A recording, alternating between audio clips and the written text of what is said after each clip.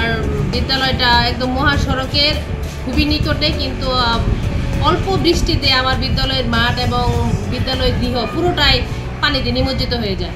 মানে বছরের প্রায় 4-5 মাস আমরা মানে সঠিক পরিবেশে, সুন্দর পরিবেশে পাঠদান করতে পারি না, যে জন্য প্রতি বছর আমাদের ছাত্র সংখ্যা কমে যাচ্ছে এবং বাচ্চারা আসতে পারে না। আমরা নিজেরা আসি, যেহেতু আমরা চাকরি করে আমাদের আসতে হবে, আমরা 9টা ঠিকই আসি, কিন্তু আমরা যে পরিশ্রম দিই, যে শ্রম দিই, সে অনুযায়ী আমরা ফল পাচ্ছি না।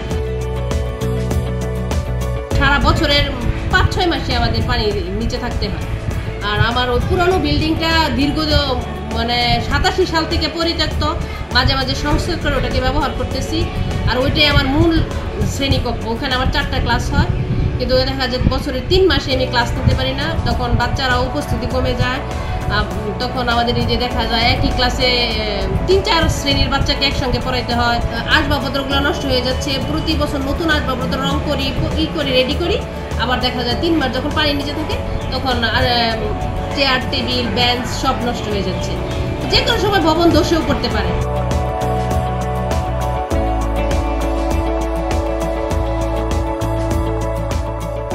পানির কারণে আমরা স্কুলে আসতে পারি না, ম্যাডামরা স্কুলে এসে পড়াতে পারে না। পানির কারণে স্কুলে খেলাধুলা করতে পারি না, পানির কারণে স্কুলে কিছু করা যায় না। আমাদের স্কুলে আসতে অসুবিধা হয়, আমরা মাঠে খেলাধুলা করতে পারি না, আমাদের কাপড় চোপড় ভিজে যায়, তার কারণে অসুবিধা হয়। আমরা মাঠে খেলাধুলা করতে পারি না, যেতে পারি না, আমাদের ক্লাস অপরিষ্কার থাকে, ম্যাডামরা ক্লাস করাতে পারে না।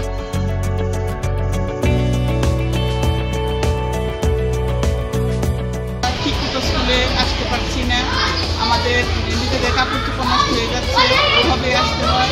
বাচ্চারা তো ওই হাঁটু পানি ভেঙেই আসে, তারপরে এটার কারণে তাদের বিভিন্ন রোগ প্রতিপাদন হচ্ছে, যেমন চর্মরোগ, চুলকানি, এগুলো দেখা যাচ্ছে। তারপরে বাচ্চারা তো বেশিরভাগ আসে, স্কুল আসে, আসার পর ঘুরে ঘুরে যায়।